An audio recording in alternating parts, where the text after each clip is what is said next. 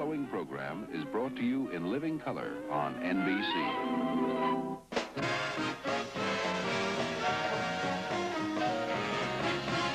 From Hollywood, The Tonight Show, starring Johnny Carson.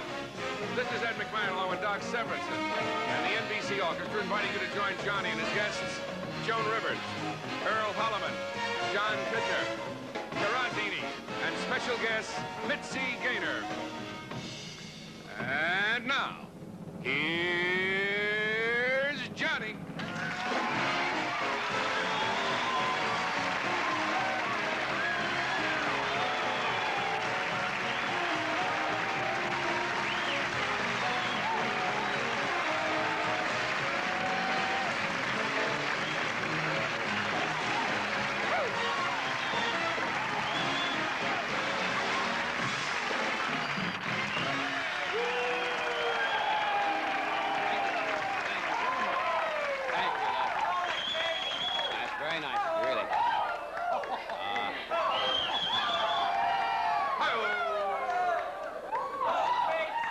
This group...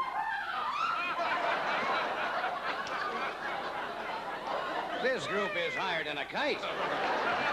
They've been... Wow, now let's simmer down, folks. I don't know. Wow. They've been going to some of your old places, I think, or something.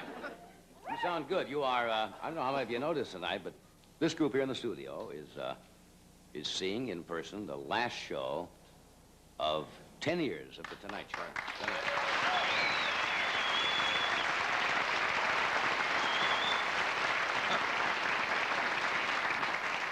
Or short naps are wonderful when you're working. And tomorrow night we'll tell you about our, not tomorrow night, it'll be on Monday. Monday night. We'll tell you about our anniversary show, which is coming up, the start of our 11th season. Yes. Jeez, like playing pro football. The joints are starting to ache a little bit. Did you see any local football out here? No. Football season, you know, is on national television already, but the Tarzana Tomcats... Oh, I missed them. No, opened their season here. It's kind of a strange football team. They forfeited the first game because they went into a huddle Sunday, and they haven't come out yet. Very friendly group of players. You get as excited about football as you did when you were in high school? Certainly. I tried West Covina once. It was closed. No, it's a pretty place. No, but in high school, though, when you're young, you know, with the girls, I remember me and my best girl, Emily Cockenlocker. We used to, up in the bleachers. You know Emily? I know her well. From Nebraska. German girl. Little Emily Cockenlocker. Yeah. We used to... We would, we all huddle in a blanket with a flask up in the bleachers. And that was in July. Boy, the season. She was a weird girl. So I went to a very small high school in Nebraska. Well, during...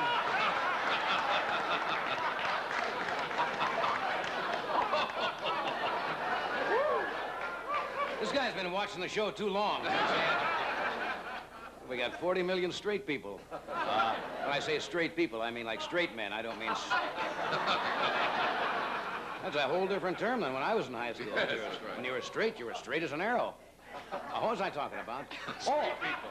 Straight, no. My little town. I know where I was. We had a high school that was so small that during halftime, one guy came out and formed a picture of the United States. One guy. That's small. Oh, that was a small thing. Anyway, what else happened today? You getting used to it out here now? We've been here 5, 6 months. I've adjusted.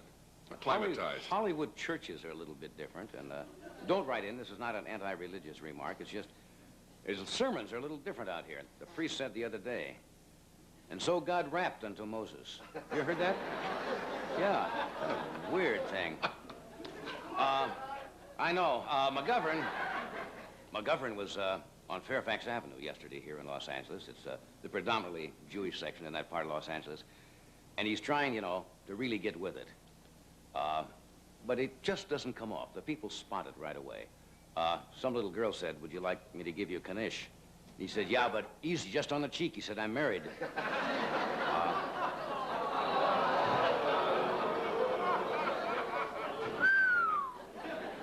All righty. I feel a little sorry for the Democrats. They're having a little problem. First of all, they can't pay their phone bill, if you read this in the paper. The airlines will not give them credit to travel. Do you realize if McGovern gets elected, he's going to be the first president in history who can't get a charge card at Sears? That's weird. Do you know he's now flying student standby? It's embarrassing when you're out campaigning. Shriver is trying hard, but he just can't seem to get down there with the common folk. You notice that? For example, yesterday in Harlem, he suggested they have a poor people's march on Acapulco. Maybe over there. We were talking about Ed's book last night, briefly. Ed's got a new book out. And I just mentioned that because it has to do with what I'm talking about. The Better Business Bureau is cracking down on certain, not your stuff. Please. Oh, no. Why must you bring them up in the same sentence? To show the good and the bad. Oh, I see. All right. You're good. This is bad. Okay. They were cracking down on certain weight-reducing methods that are being used in certain parts of the country. We were talking about diets on the show last night. I have a terrific new diet if you want to lose weight and lose it very quickly. It's the lettuce diet. You walk through a Chicano neighborhood eating lettuce, and they beat the fat out of you. It's a whole new type of deal. All right. Tonight, we have Miss Joan Rivers. We have Mitzi Gaynor. Mitzi's going to do a tremendous production number from her act that she does. We have that fine actor, Mr. Earl Holliman, is with us.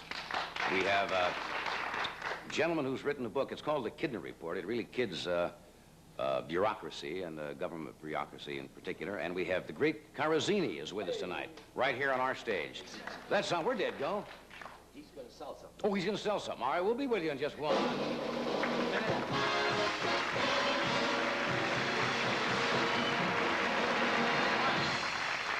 Thank you. We'll be right back after a word from Ed and one of our sponsors. Now, slide takers of the world, if you have a favorite color slide, you can have beautiful color prints made from it. Prints you can carry around with you or send to someone you love. Just take your color slide to a photo dealer where you'll see this sign and order as many prints as you want. When you get your prints, look on the back to see if they were made on Kodak paper. If so, you know a fine quality paper was used. So have prints made from your favorite slides by Kodak or your independent photo finisher. You know, Mother, Soft White Plus is the first addition to the GE Soft White family in years. It makes me feel mighty proud. Well, we should be proud, Dad. Our 100-watt Soft White Plus will last twice as long as our regular 100-watt bulb. Twice as long, huh? That means he doesn't have to be changed as often. Father, we're on TV. GE Soft White Plus with exclusive power coil filament. Lasts twice as long as our regular 100-watt bulb.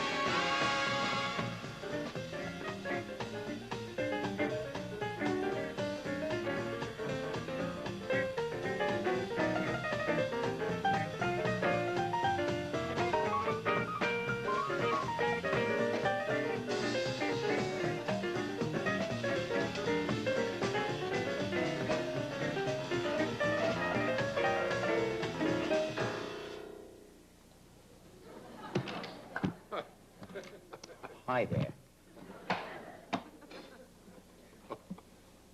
You're laughing at. Just you, that's all. You're in a kind of a flaky mood tonight. Well, we're finishing a decade. I know, 10 years. Well, I told the audience. We've been together for longer. We've been than together that. October 13th. We have 14 years together. It's a long time. Remember when we started? I told the audience I was 15 and you were 13. Remember we just got rolling, just starting out in the business. They're not buying that. I don't think so. Did you tell him how I met you? In You Philadelphia. can tell him. It's so... It was a tender kind Yeah, of story, it's- and I it's don't really know whether warm. we've ever... You're sitting on a curb in Philadelphia, Right. and it caught one of those, Painful thorn.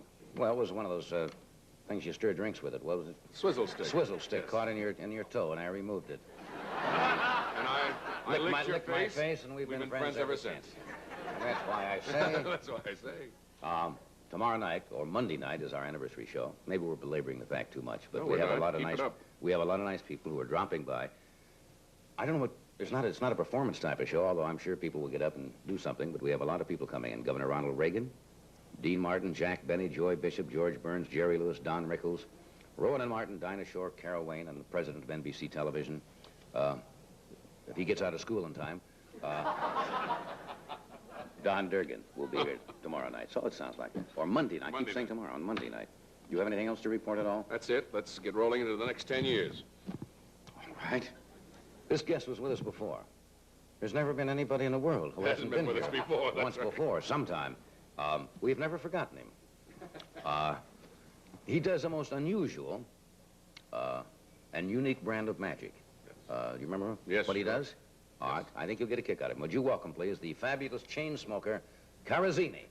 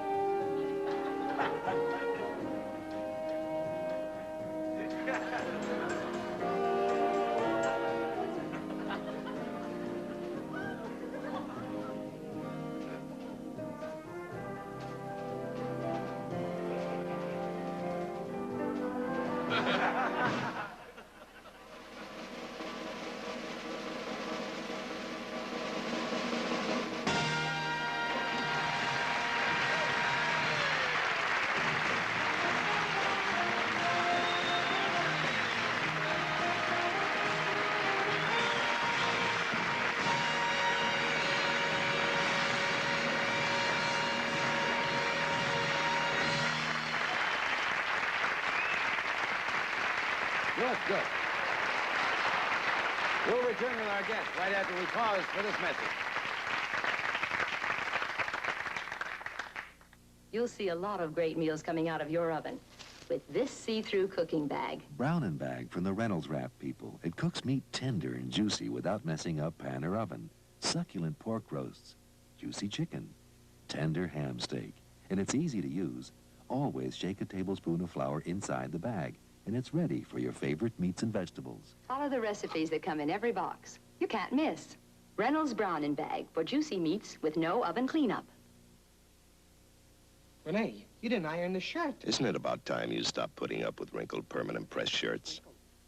Dishes on the bottom. Stop struggling with dishwashers that are hard to load. And stop fumbling with refrigerators that need defrosting.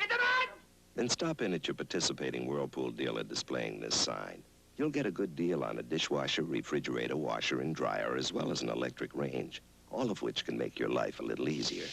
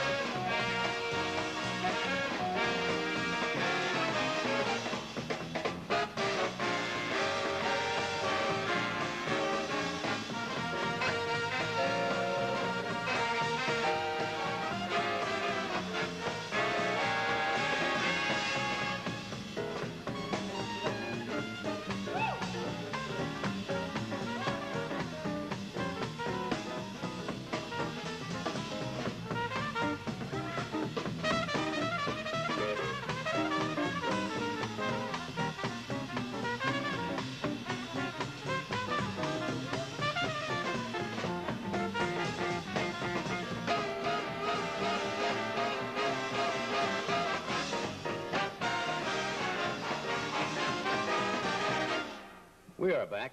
That's quite an unusual act, isn't it? You sure you don't want to quit smoking now? That's a mutt. Is he able to do that in Los Angeles without a smog device? Aren't you supposed to have some kind of... No, it's very unusual. No, it's enough to make you hold back a little bit. Joni Rivers is with us tonight. She opens on Tuesday for a week at the Westbury Music Fair in Long Island. That's in New York, of course. And she's a bright, funny young lady. Would you welcome Miss Joan Rivers?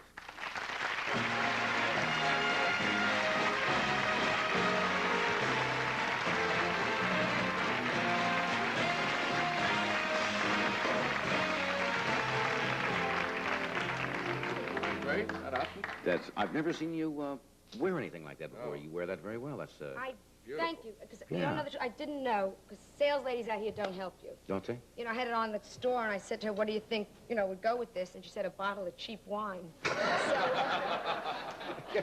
You run into those nasty sales ladies all the time, don't you? People just turn vicious around me, John. Well, that is nice. That's very pretty. Thank you, because this is it now, sweaters. Everybody's in sweaters.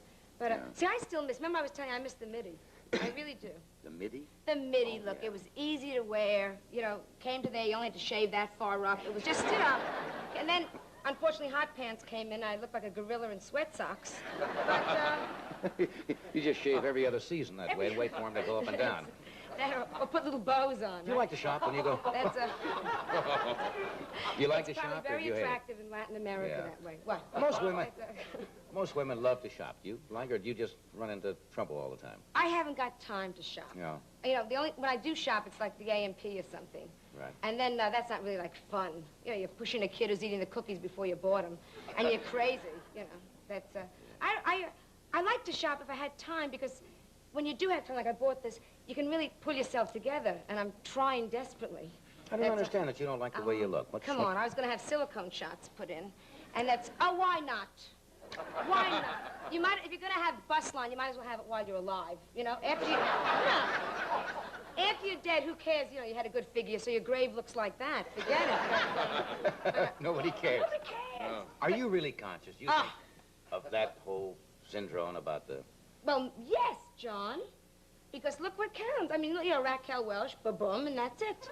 And, see, but I didn't have silicone, because my father's a doctor, and he told me silicone travels. Did you know this? You mean it can shift? Yes. And that's how you can spot an old showgirl. One breast and one hip. It's a whole... Is that...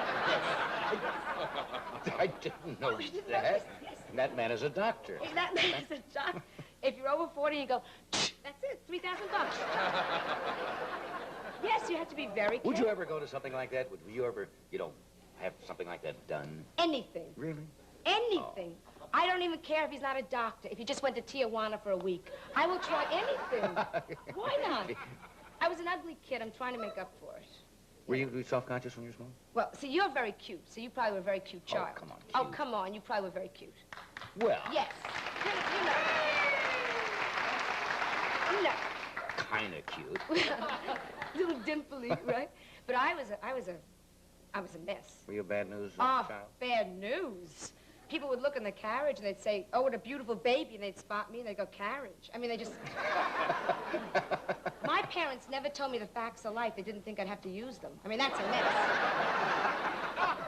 That's a mess. That's an ugly baby. That's an ugly baby. Ugly baby. Right? I was fat. Were you fat? Oh, my dear.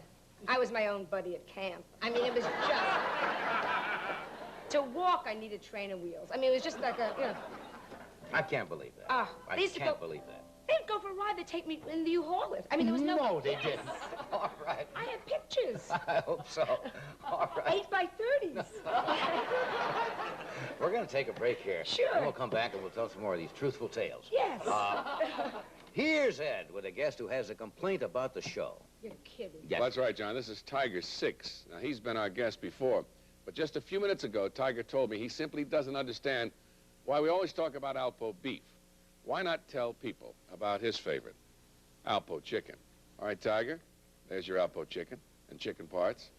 You know, dogs love Alpo chicken. You know why? One reason probably is that Alpo isn't chicken flavored or little chicken and a lot of something else.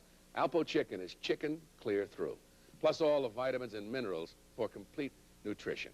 So the next time you're shopping, pick up some cans of Alpo chicken. And by the way, this is a big week for all dogs of America.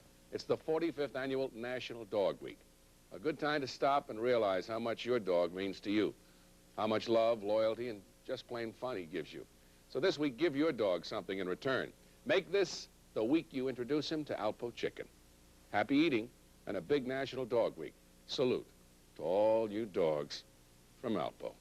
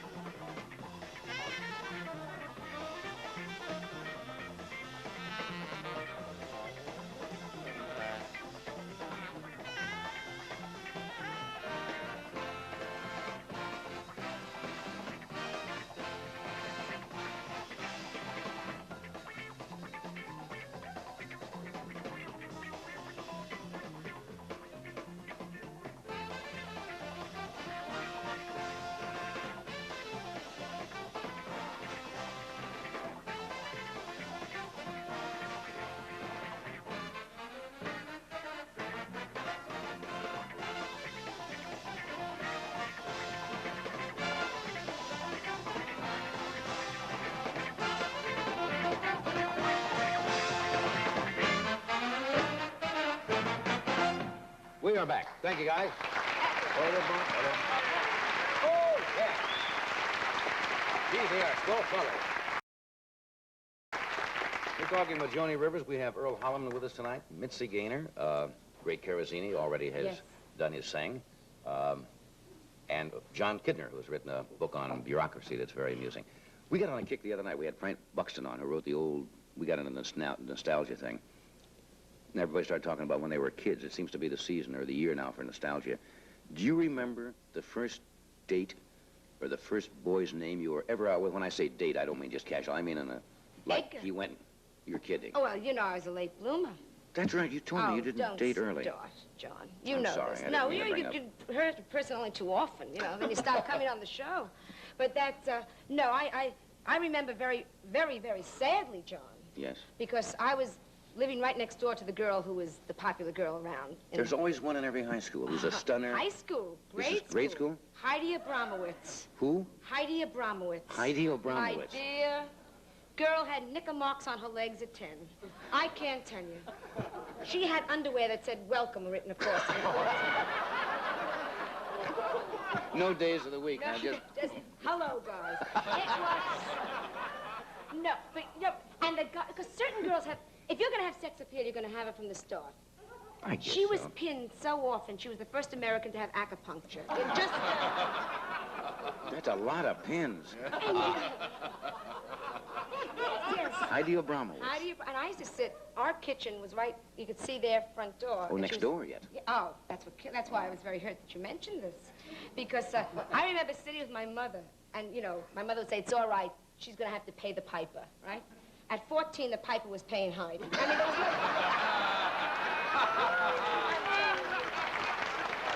Heidi must have been something. Oh, and the funny thing is that, you know, like, the mothers always give... and I'm going to do this, I know, with Melissa. My mother That's right, you've got to go through all this now with a daughter of your own, don't you? And what do you say? You say that my mother said to me, all right, so she's going out and you're not, but she's not getting respect, right? With everything else she was getting, she didn't care. Didn't care. You know, and it's funny because, no, but you know this, they're good girls and bad girls. Every small town. Every small, and my mother used to say to me things like, sure, when a guy wants to take out that kind of a girl, you know, that kind of, I thought you meant a Spanish dancer. I wasn't too bright. But when it comes to marriage, a man is not looking for that. He's looking for a girl he's looking for a woman who will cook for him and sew for him and get up every Sunday morning and go to the temple and or church of his choice, check one, you know. When it comes to marriage, a man does not want to come home after a difficult day to find a sexy nude broad stretched out in a waterbed. Yes, he does. Don't let Mother con you. Of course he do. Oh, yeah, right? What else? Killed me. And she married immediately out of school. Heidi. They always say that kind of like a bum doesn't get married, right? You always hear these stories. Heidi had, yeah. You know, Heidi got married, and as she was walking down the aisle, sailors were going like, hello, Heidi, you know. Married a man of the cloth. Owned 14 department stores. You didn't see that coming. Oh, yes, I saw that coming. No, Thought it was Myron Cohen's brother for a minute. But I didn't know that. No, but you know what hurt me? Because my mother would always say, like, your time is coming. You know what I'm saying? Did she push you at all? Push me? Well, how could she? My mother, I would have a date, God bless her. She used to dress up as the maid. She would try anything. You know, don't stay out late, remember your key. My key had rust on it. You know, I never... Whoever came to the house, my mother tried with. Yeah. Avon lady, she tried to get something going. Anything to rang the bell. Desperate mother. Desperate. Because she keeps saying, my time is coming. All I know is I had a hot flash this morning. If my time is coming, it better hurry. I have an hour left. When is it coming? I'm getting so old. See, No, a man... you're- Oh, yes, I am. You worry about that? Worry? Oh, come on. Oh, come on. See, a man, you're first hitting your prime. You know this. I'm in my prime. Starting to get into your prime. Starting.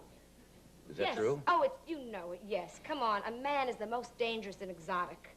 I would say from about 35 on. Yes. No question about it. No. Yes. Whoopee whoopee. Yes. A woman, That's an orange. right? Unfortunately for me, I get up, I look in the mirror, it's all wrinkles. I keep saying, thank God, wrinkles don't hurt. I mean, what do you got nothing left? Nobody cares. I bought a waterbed for sex. I told you that. They stocked it with trout. I mean, it's just that, I told you that 4 times in the show. I still laugh. I know. You're the only one. But that's, Aren't you glad, though, you don't? Well, I'm glad I didn't have, in a way, I have a boy, all boys. Yes. And in a way, I would be terrible if I had a daughter nowadays, because I'd be overly protective, being a man and knowing what boys are thinking about at that age when they go out. That's true. Yes. See, every father who's got a 16, 17, 18-year-old daughter remembers when he was 17 or 18. And every guy who comes to the door is, you know, is dangerous. Yes. You know what he's going to try. I don't know. I wish. But that's... Wishing won't make it so. You know, when it comes to the door, the A&P guy, where do you want these, ma'am? Ma'am? In the bedroom, Sonny. Where do you... No, I worry very much with Melissa. Well, you've got quite a few years yet before she will get Yes, to that age. I hope so. Kids date young now, though. I mean, in some grammar schools, they have them going to dances when they're 10 and 11 and Which so is forth. Crazy, too young. Trying to pair them off. Don't you think that's a little young? Oh, I think it's ridiculous, you know. Yeah, really. And maybe because even I started late, I mean, I had such a hard time that I feel sorry. Melissa's going to have to go through that. I used to get obscene phone calls and say, hang on, let me get a cigarette. I mean, you just... You were desperate. Desperate, John, desperate. I hung around the altar so long, I was ordained. Didn't you know that? I have 6 more. You're crazy. You're telling me. Well, you're going to work the Valley, you're going to work, not the Valley Music Fair, you're going to work Westbury, New York. Westbury, yeah. We're going to play when we're back there in November. Oh, they'll go crazy, people. We're back with the show November the 13th, I think it is. Or 20th, the week of the 20th, I think we play. You are week out so there. wonderful. Can I? I love have to you work ever seen around. him before? Oh, sure, he's been out to see me. I took my parents came to Las Vegas to see me, right, they did. and the only one they wanted to see was you. The only one, and you were so great. I take pride. That They're sounds nice funny, people. but you know, like, I was delighted because you were so nice to them. They were nice people. We'll have to do this? All right, we'll take a brief pause, and then we'll be back. Right here. Next week is National Bake a Chicken Week, folks. And look what Shake and Bake and the National Broiler Council have for you. A free baking pan made of sturdy aluminum, just right for baking chicken. Chicken's economical and nutritious, and especially delicious when you fix it with Shake and Bake. Now, to get your free baking pan, just send the tops from 5 inner envelopes of Shake and Bake and the price mark from any chicken purchase. Send them to Shake and Bake Offer, Post Office Box 3, Bradley, Illinois, 60915. So hurry and Shake and Bake a chicken tonight. You know, right now is the time to think about painting your house, the inside and the outside, with Lucite from DuPont. Because right now, participating dealers are having a Lucite Penny Saver sale. You can save a pile of pennies on every gallon of Lucite wall paint or Lucite house paint. That's a good deal on a great paint. So look in the yellow pages for the Lucite retailer near you. The Lucite Penny Saver sale is going on right now.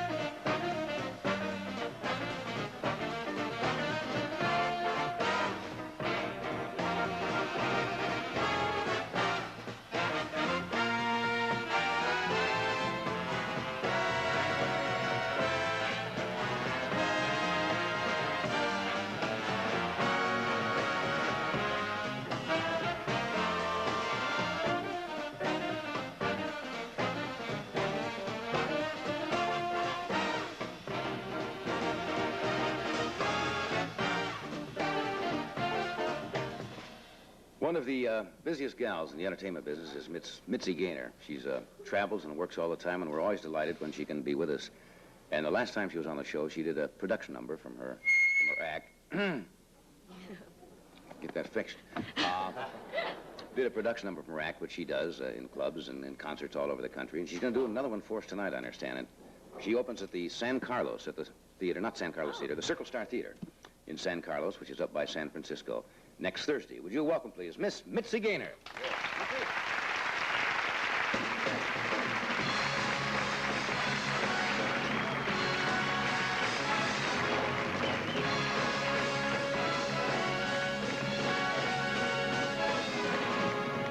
Every woman just step up.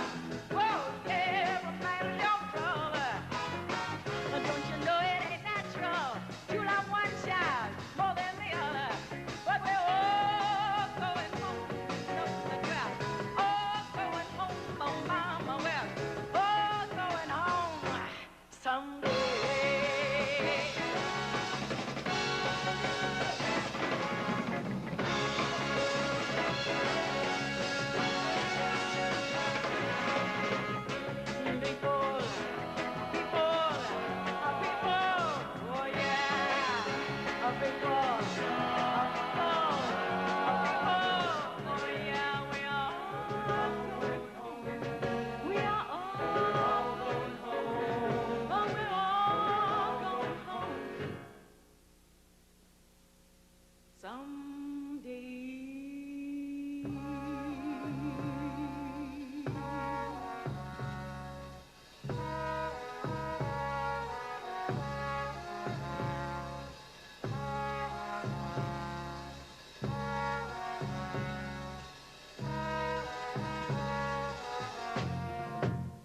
sweet Lord.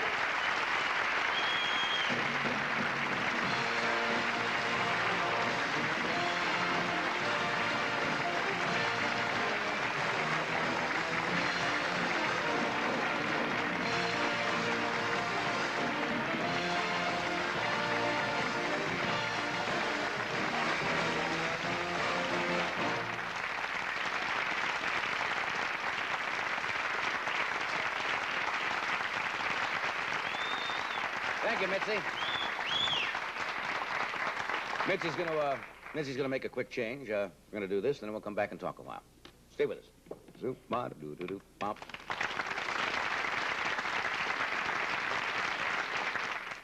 My hair's a problem. And it didn't get solved by my Butterfingers and those do-it-yourself products. Tell him what helped. My hairdresser. And a special new perm, Phase 7 by Helene Curtis. Gives me a natural-looking curl because the things that make it work are 100% organic. Gentle. Don't forget gentle. Like a cosmetic for my hair. Look, I am never going to do it myself again. Never. Phase 7 by Helene Curtis. Available only at your beauty salon. To clean one kind of carpeting, or several, you need Eureka and the exclusive Eureka Regulator Control. So you can put the front end way down, or bring it way up, or set it in between, anywhere it cleans best. Only Eureka gives you such absolute cleaning control. Why didn't anybody else think of it? Well, it takes Eureka. Eureka, the very best in vacuum cleaners.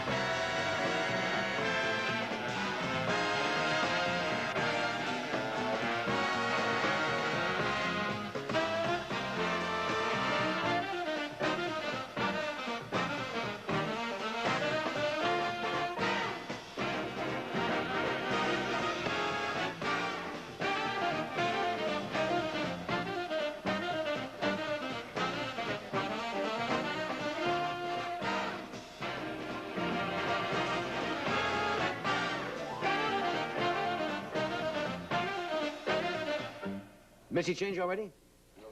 All right, let's find out. That might be an interesting show. Here's Mitzi. Come on, Mitzi. Oh, you made it.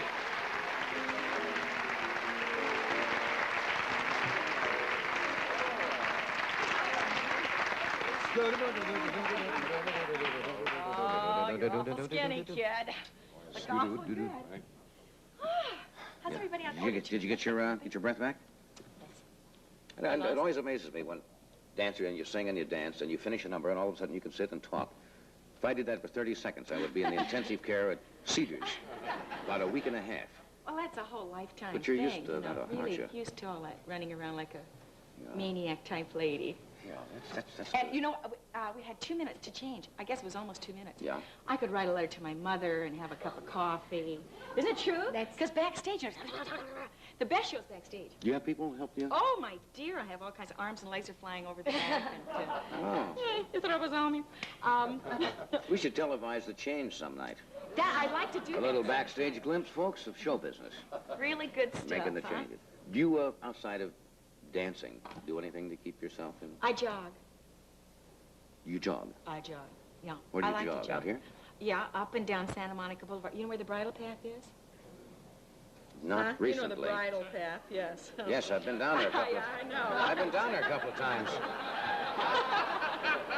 Jogged right out of it. Yes. Well, Jack and I jog on that. Well, aren't there a lot of people around? Well, no, the cars go by and stuff, and I put on like a bikini. And, well, listen, anybody out there jog? A lot of people? Yeah, yeah. Well, you know, when you get those you're going to start? You going to start?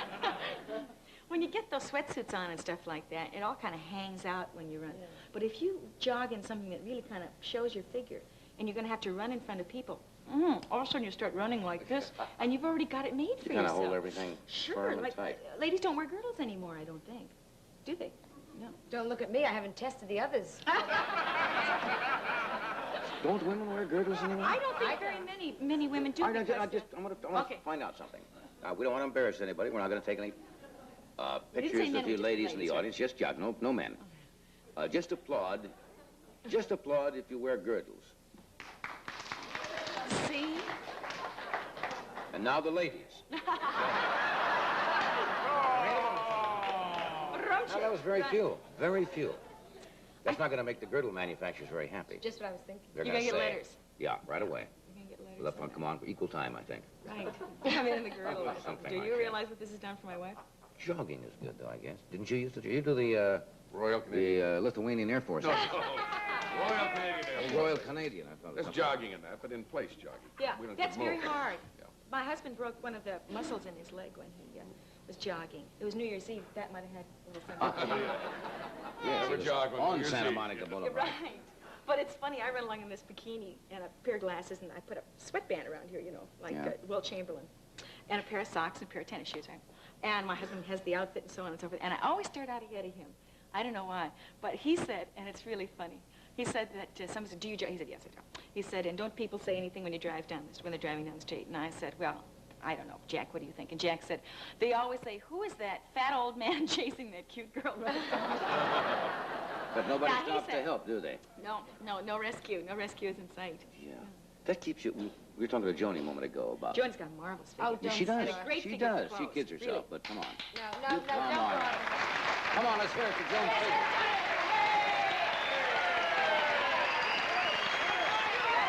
Take it up, baby. Too late. No, Good she's... figure for clothes. Yes, she does. Sure, that means nothing. That means 31, 31, 31. That's a figure, you know. She was talking about worried about, you know, getting old and so forth. I've known you over a number of years. You always look young. You have one of those faces. You do. Oh, you do too. Pert, you know. Oh, come on now. I didn't bring it up just so I do. Boom, diddy, boom, diddy, boom, boom, boom. No, really. Bum diddy, bum diddy. Yeah. No, but you do. Oh, I think it's attitude. Really? I really do. I think. Think young is to... Well, I never want to think about being kind of like middle-aged or old or something like that. Oh, Because we ain't never going to do that, ever, as long as we live. But I think your attitude is terribly important, and I always go into every job like it's practically the first job I've ever done. I really do. My experience I have in my, in my sack, in my bag. But it's not, like every night you have a whole different audience. That's right. And I watch your show as many, many times as I possibly can. And you never do the same show twice. God, I hope not.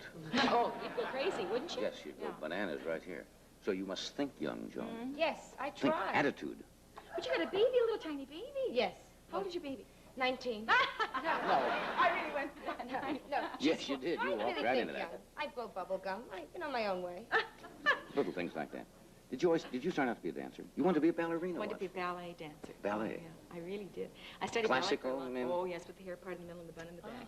Yes. Is it true, and I read this once, I think I brought it up in the show before, certain doctors say that very young girls should not start ballet training before a certain age. That's and you true. see a lot of these little 5- and 6-year-old girls trying to do these certain maneuvers, and they're not, the bones or the legs are Right. not developed to do them. Is that true? Yeah, most definitely. I think that children in nursery school can go to a dancing teacher Right. For fun and relaxation and... Give them a certain amount of poise and grace. Yes, and mommy, look at me and the dress, and daddy, look what I can do. But if, I don't think that the teacher, and there are a lot of teachers who do this because the parents force them into this. Right, Joni? Yes. Sally Klutz is on toe. Why isn't my kid on toe? And the baby's not ready for it, The So, limbs are not They're developed for just, the that. bones are not, and then that's where you see sometimes dancers with really bad feet and bad legs, bad calves. Yeah. Because, Started they too early? Started too early, and they didn't, all of my dancing teachers taught me that after you do a set of exercises, the bar, and so on, that you must stretch out the muscles that you've cramped. Right. And lots of times people don't do that. I'm glad we brought that up because you see all these dancing classes where they try to get youngsters and they get them into something that's too advanced for them, too Yeah, early. and it's like a little leaguey kind of thing, because there's the more competition. going on with the mamas and the knitting in the back than there is really with the kids. And it's hard to keep a kid's attention, too, I'm hip. Yeah, I'm glad you stopped by. Now, I know you got to run and you're going to be up at San Carlos. Brought my list. Circling around. I and didn't then- have a hat this time. Really? Yeah. San Carlos? And then San where? Carlos, October the 5th to the 8th. Then the Latin Casino. And the Latin Casino, October 16th through the 29th. And then the Valley Music. Oh, you're going Back to be here? there. Yeah, I'm going to be play there the Valley from the Music 2nd Fair. of November to the 5th. And when are you going to be there? October 27th, 28th, and 29th. Well, we're going to be there, aren't we, huh? Well, we certainly hope so. Thank you, Miss. Start jogging. Thank you. Jogging along. pull the point. We'll be back with Mr. Earl Holliman in just a moment. And John Kidner. Purina dog meal gets tough with canned dog food. This is the competition. Meat and meat byproducts. It's good, but we set out to make something better. We wanted a lot less water. We put in 28% protein, both meat and vegetable protein, in every crunchy nugget. So much protein, you get twice as much for half the price. New Purina high-protein dog meal. More for your money, more protein for your dog.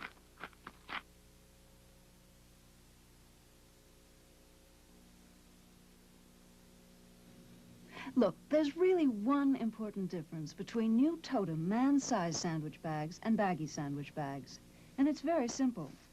This sandwich that doesn't fit easily into the baggy bag does fit easily into the Totem bag. We think you'll appreciate the difference and buy Totem instead of baggies. New Totem man-size sandwich bags. A little easier, but it means a lot.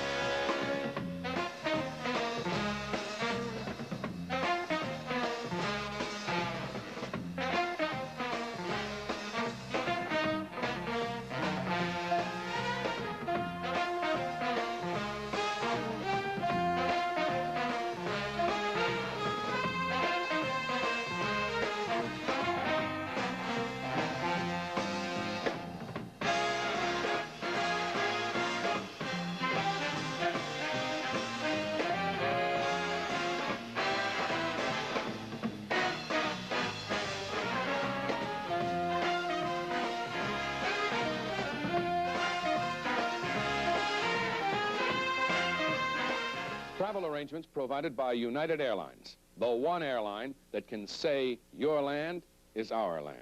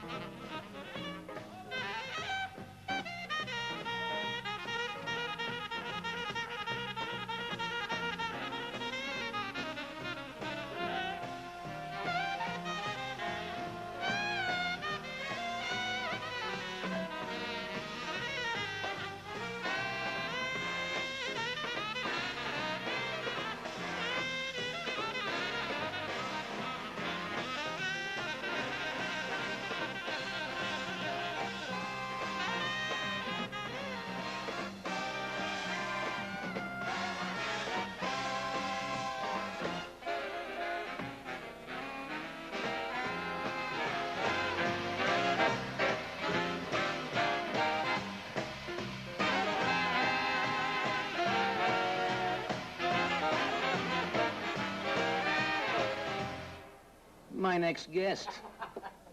What are you giggling at, DeCordova? We're rolling along here.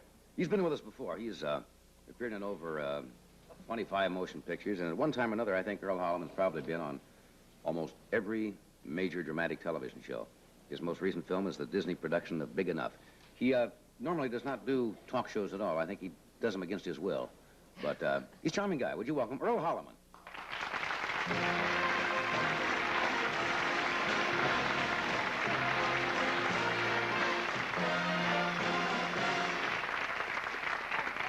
I don't know whether you heard the introduction or not. I said you normally don't do this, and I'm not sure you really enjoy them. The first time you were here and the second time you loosened up. Well, and, are they difficult for you? Oh, you bet you're... It's kind of like... The nice thing about being a replacement, which I am today, is that you don't have to be good. That's right. I would mention what happened since you brought it up. Also, it seems like so long. I sat back there and I sat back there. It's a marvelous show. But it seems like I watched my hair dye. That's the problem when you sit there and you know that you're going to go on in maybe a couple of segments, and you have to sit there and kind of get up to it. As soon as I find out I'm on it, I always can't wait till it's over with. That's the kind of... I got a thing today through the... Excuse me. I got a thing today through the mail. I got a lifetime membership to the Pussycat Theaters. I swear to God. Are they sent? Huh? Are they sending? No, they're not just... No, not to anybody. You have to, you know, something special. But it's...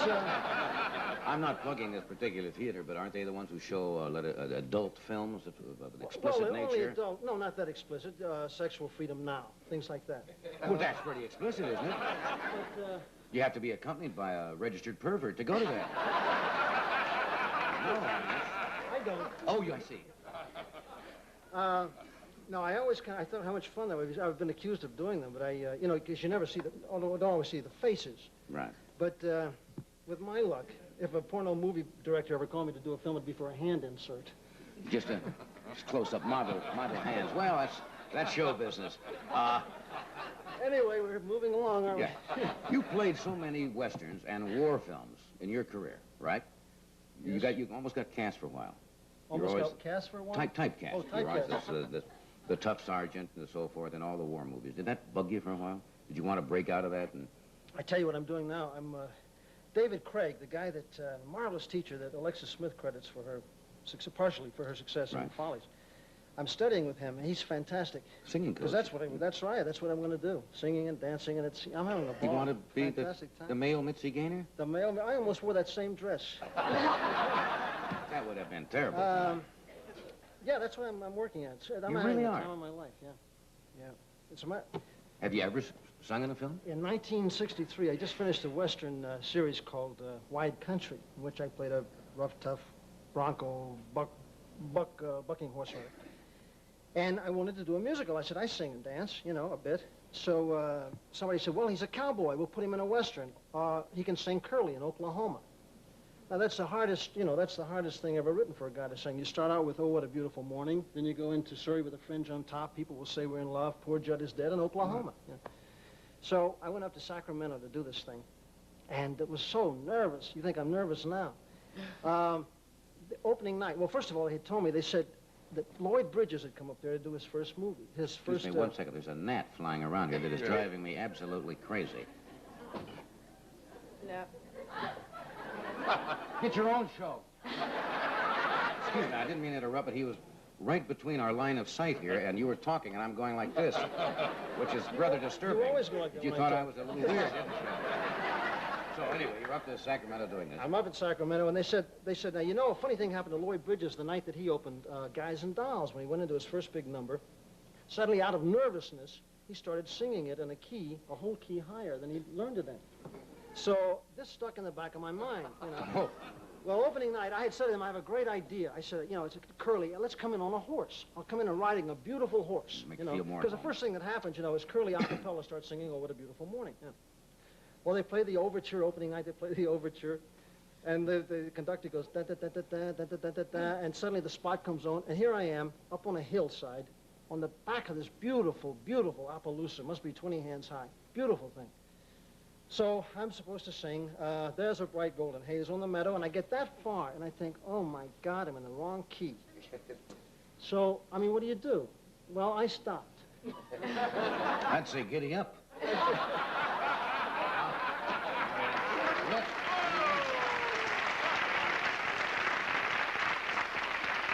You just stopped singing, Cole? What I did was worse. No, I did the unforgivable things. First of all, I stopped and said, well, I'm in the wrong key, and I did this.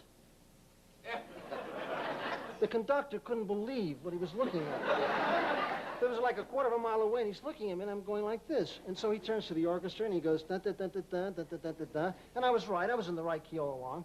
But I was even worse. I was doing this, da, da, da, da, da, and I went, the only time that night that the whole audience heard me, I went, oh.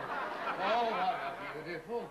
Oh, my God. But that would have been enough almost to get you out of ever singing again. The next scene was worse. The next scene, well, there's a scene in the smokehouse where I go in with Judd, the old farmhand who's the irascible, festering, dirty villain.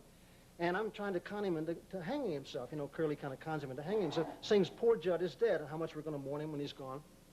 Well, and then he gets angry, sees the ruse, and he pulls his pistol out, and he shoots through the ceiling. So I said, I pull my pistol out, you know, slap it out. And I say, that's pretty tough on the roof there, Judd. But I said, let me show you something. I said, you see that knot hole up there? Now, this is in my, you know, cat-like precision. This TV, you know, He-Man. And I say, see that hole up there? And I fire the gun. And I say, bullet right through the hole, without touching. Flick of the whistle. Flick of the whistle. Flick of the whistle. That was the night that they discovered that Curly was really a funny part. Yes.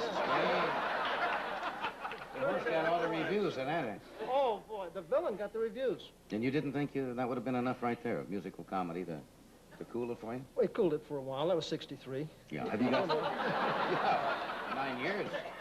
Have you got something that you're going to do now with something coming up with the singing and so forth, or you're just getting ready in case it shows up? Getting ready, but I'm having a good time. What's the most embarrassing role you've ever had in films? You're talking about the Oklahoma. Did you ever have one that was really a clunker that you'd best forget? Which one would you like to talk about? Anyway. I thought maybe we talked about it with actors, because every actor usually has one. I did a science fiction, what my mother calls a science friction film. My mother talks funny. Was this an early picture you made? No. Well, it was early. Yeah, kind of early. It was back maybe the 14th, 13th picture I did. Right. It was a science fiction film called Forbidden Planet. And Metro-Goldwyn-Mayer spent like $2 million on it. Beautiful special effects. And the director I had worked for before, and I had played a punch-drunk prize fighter for him, and a good part. So he decided I should play the comedy relief in this science fiction. But if you can imagine, the comedy relief is the cook on a spaceship. So it's a part that Douglas Fowley should have played without his teeth. You know, I was so wrong for this part. And they cast, I got conned into it, so I did it. And it was just awful, really awful. You hated I worked, all my scenes were with Roby the robot. Do you remember the Roby the robot? Yeah, it's hard to do lines opposite a robot. Well, first of all, he's made out of plywood. And, you know, later they dub in his voice. You do all your scenes with the script girl's voice, you know. You're looking at this thing, and her voice is coming from over here, and you're hoping that a lamp will fall on you. You hit the back, I had to hit the back of the you know, the slapping on the back and good comradeship and the clunk of the wood. And, you know, later they put in, you know, the metal sound, and I'm dying. Well, that's the most embarrassing, and that's on television constantly. Yeah, you know. That's awful. You were in Giant. Yes. Right. Did you know the late James Dean? You got to know him obviously fairly well. Yeah. Well, I did after about the first month. That was a strange movie because we were all George Stevens in those days. We were on location for a month. I was on location in Marfa, Texas, a month before I worked one day. Dennis Hopper and. That's right. He was in Giant. Yeah. Dennis was my roommate. I've had some interesting roommates. He's a strange young man, isn't he? I don't know him. Well, in those days, Dennis was only 19, so he. I mean, we rode down on the train together, and I mean, how can you hate a guy who reads you all his fan mail? You know? Read the fan mail? But those are the early days. I mean, Dennis is mellowed, I think. He used to come in every day. Well, he was stay up later, and he'd come in like 4 in the morning, and he'd open all the drawers, and he'd turn on all the lights, and then he'd say his lines in the mirror. But God, and look at him now. Yes, he's doing well now. Dean, I got to know Dean just before we came back from location. Dean was a fantastic guy. A lot of people thought he was rude, and he was a strange guy. He really, he felt the kind of that the means justified, the end justified the means. You know, he really, kind of showed in his work his personality. He seemed almost embittered and very intense. I liked him. He was a very sweet, sensitive guy. And one night we were all going to Marfa, Texas, to Alpine, which was 26 miles away, and we were in a speeding vehicle. The guy who was Jimmy kind of studied to portray Jet Rink was driving the car. And I know people used to talk about Jimmy's suicide complex or his kind of self-destructive complex. Right. I don't believe that for a minute because Jimmy, that night I saw him, and he didn't want to say anything because he didn't want to sound chicken, you know, and it was kind of hairy. But Jimmy crawled over the seat very nonchalantly and sat in the back seat, and he was... There was that whole cult that sprung up after his death, you know, which stayed for a number of years and all kinds of conflicting stories. I guess because it was the time that the young people were getting very caught up in or identifying with him, and they just refused to believe that something like that happened. I'll tell you something that he did once that nobody knows about, or very few people know about. A handful. He told me. We had a talk once for about 4 hours. We walked around Marfa, Texas, because the little girl I was going with, he had been going with prior. I mean, this was a long involved story. But we had a marvelous conversation, and one of the things he told me was about he had been driving along the highway, and a black guy had been in a car wreck, and Jimmy stopped, and this guy was badly injured, and Jimmy stood over him for an hour and made shelter, made shade for this guy. And in fact, one of the ministers spoke, one of the black ministers spoke and delivered a sermon about Jimmy. Is that true? Yeah, that's Didn't true. realize Yeah. that. Didn't know the young man at all. He was very talented. He was a very interesting guy. Yeah. Let us cut away here for a moment. We'll get this message in, and then we'll come back and talk some more. Stay with us. This table was beautiful once, but look at the wax buildup. And you can't remove old wax with still more wax. Now, watch Scott's liquid gold go to work. Looks terrible, but liquid gold is dissolving the blotchy layers of wax, restoring the wood to its natural beauty. For heavier wax buildup, leave liquid gold on overnight, then wipe dry. Liquid gold absorbs into the wood, leaving only the natural finish. Scott's liquid gold. Either way, liquid or spray, there's nothing else like it. Where's my briefcase? Here's your dinosaur. Watch out for the mailman. If it's going to be one of those days and caffeine bothers you, don't add to your problems. Try Sanka brand decaffeinated coffee. It's 97% caffeine-free. So all you get is a good, smooth-tasting cup of coffee. Sanka coffee. If it's going to be one of those days, who needs caffeine? Ma, I missed the bus.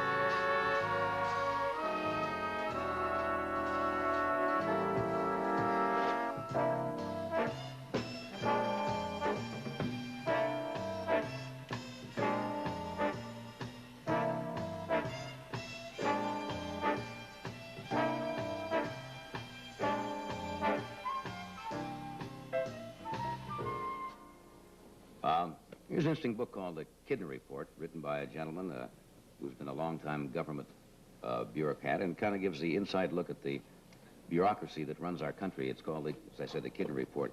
I'll give you an idea of the kind of stuff he has in it. This is an actual quote from the U.S. Navy Security Instructions.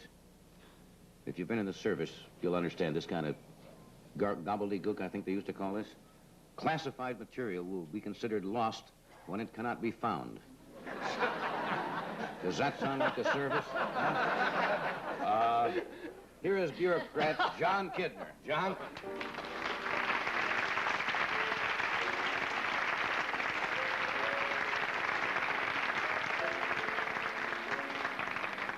Everybody who was ever in the service remembers things like that. The Navy instruction thing I just read, I don't know whether you heard it or not. Yes, there are lots of these. Thank goodness. People easily confused. Things like this need to be pointed out. Yeah, I remember in the service, I was in the Navy, but the Army did it too. If you would ever get into a government-owned vehicle, they had a little plate, usually fastened to the glove compartment. It would say, vehicle, automobile. And then they would say, passengers 4. Right. It was just incredible. They had identified this was a car. One each OD. One each OD, right. Why? How long, why did you write this? I suppose because you've been involved in this so long that you thought it needed a little clarifying, or? Well, not really. I retired from the Air Force some time ago, and after this I made a study of the number of people in government to the number of people not in government. That actually work for the United States government in some Who capacity? are employed because the government buys goods and services. Right. And in 1967, this was about 10 to 1, 10 not working to the one that was. This went down later on to about 8 to 1, then 7 to 1. Well, I thought this was significant, so I extrapolated this line down until it crossed the everybody line. And on the 13th of November, 1982, everybody in the United States is going to work for the federal government. If the graph keeps going in that direction, Absolutely. And we have enough people trying to mess up the system, but I'm a bunch of strangers there. I don't know how it's done. And so I wrote this Kidner report. Exactly what is bureaucracy? How would you define it? Well, it's a system, the old bureaucratic system, the old BS. Right, the old bureaucratic system, right.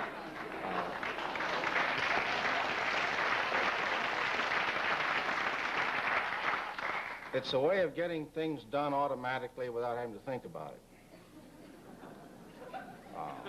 Could you give us a little illustration of how this would happen?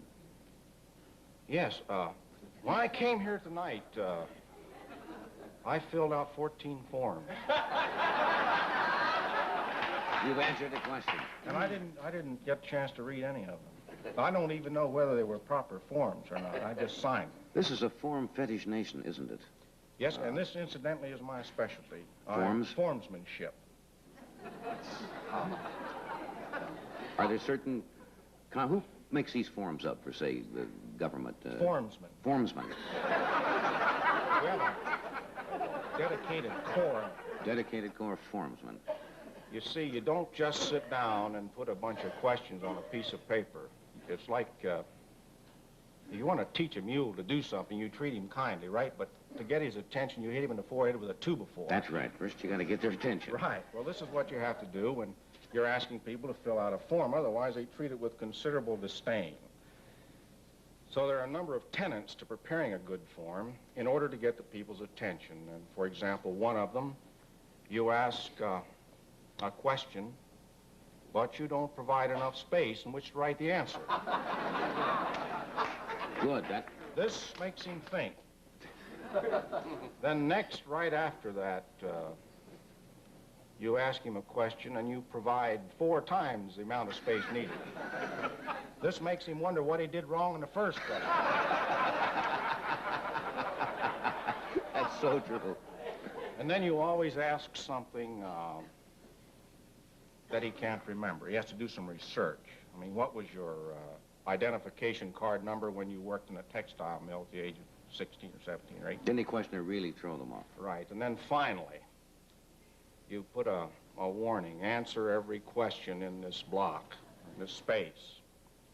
And then right in the middle of that, with a heavy black border, you say, do not write in this space.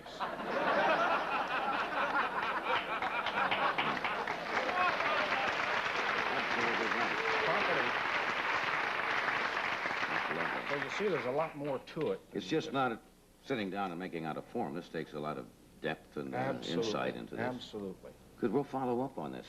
I think people know what you're talking about. We'll return with some more of our show after this word from Kellogg's Cornflakes. Morning's Kellogg's Cornflakes time from Maine to Honolulu. Everybody loves them, cause here is what they do. They put the milk on Kellogg's Cornflakes and eat them all up. The taste is good and pure and simple. Eat them all up. They use banana, peaches, any fruit will do. There's 8 essential vitamins. Eat them all up. Put the milk on Kellogg's Cornflakes. Eat them all up. Put the milk on Kellogg's Cornflakes. Eat them all up. America's waking up to a great breakfast idea. Frosted mini wheats from Kellogg's. Oh, they're brand new glorious cereals made from golden wheat. Oh, they're all-American sugar cinnamon frosted mini wheat. 2 flavors, plain sugar frosting Or brown sugar cinnamon. and a great little side. And fortified with 4 essential B vitamins. Oh, they're all-American sugar cinnamon frosted mini wheat.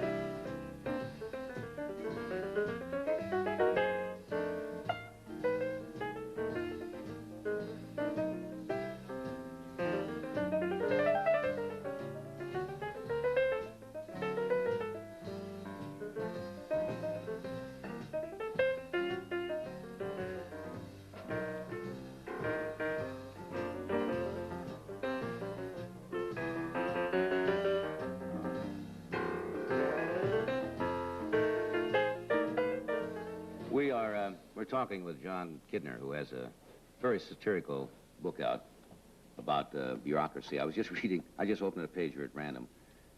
This is military again. This is a sign in the Frankfurt, Germany bachelor officers' quarters tells the occupants, in case of fire, stand in the hall and shout, fire. Now that's for real. You don't make that up. That's the government in action. You don't have to make those up. Let's get into a little bit in the time we have in the vocabulary. Vocabulary is very important in bureaucracy. It's the most important single factor because it avoids short reports. I just need to point out, look what happened to Julius Caesar. When the Senate asked this gentleman, Caesar, how's everything going in Gaul? Right. He sent back a 3-word report, Veni Vidi Vici. I came, I saw, I conquered. Shortly after that, the Senate stabbed him, right? That's right, so that was the end of short reports. Ever since then, there have been no short reports in the military. Even the Department of Agriculture did 29,000 words on the price of cabbage seed. This guy's safe secure. He doesn't have to even worry about acupuncture. 29,000 words on cabbage seed. Precisely. Now, in making this protective vocabulary, the protection comes in because it makes everything sound important. And this is because nothing in government, nothing in bureaucracy is unimportant. Mm-hmm. And you've got to bring this out, otherwise people get the idea that there's some frivolity in it, and it's not true. You use, first of all, the 3-ply weight factor. For example, most people would say, I have an idea. I would... That's too succinct, huh? I would say I have a standard balanced concept. Standard balanced concept. That's the 3-ply weight factor. And this added to an honor guard phrase can take the most insignificant thing and just plunge it into complete obscurity. For example, the thing is to get yourself in a position where you can make a committed uninvolvement. Or an uninvolved commitment. A commitment, either way. And you do this with the protective vocabulary properly applied in what I call a universal response. This is an answer to any question, and it takes on meaning in the context of the question. And you can memorize a lot of these things. They're a bit difficult. I don't memorize them. I have to write them down. Mm-hmm. I remember one time I was chaired a committee, and it was a hot August afternoon, and we had a 3-martini luncheon, and the air conditioner went out. And this guy spoke in a soothing voice, you know. And I closed my eyes for a minute to dwell on a point that he had made. And he asked me, Mr. Chairman, what do you think about that? I didn't want to embarrass this fellow to let him know that I was preoccupied with something important he had said earlier. So I told him that it's the considered opinion of the chair. You know, I didn't say I. Considered opinion of the chair that a standard balance concept, all right, is not always satisfactory for unique operational time phasing. This is especially where incremental effectiveness is universally determined by unmonitorable excursions into the 3 sigma limit. Now, this man was absolutely convinced that I was on his side.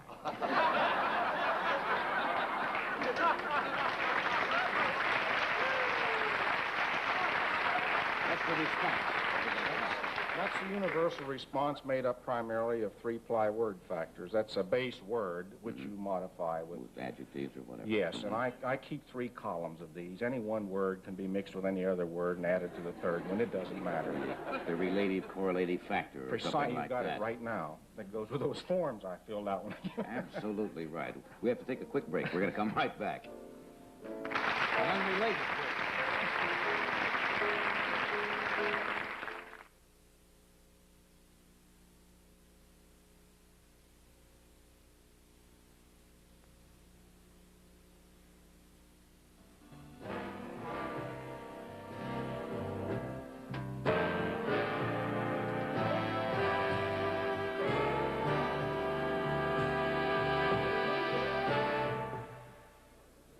John, this has been a functional reciprocal conversation that we've had tonight.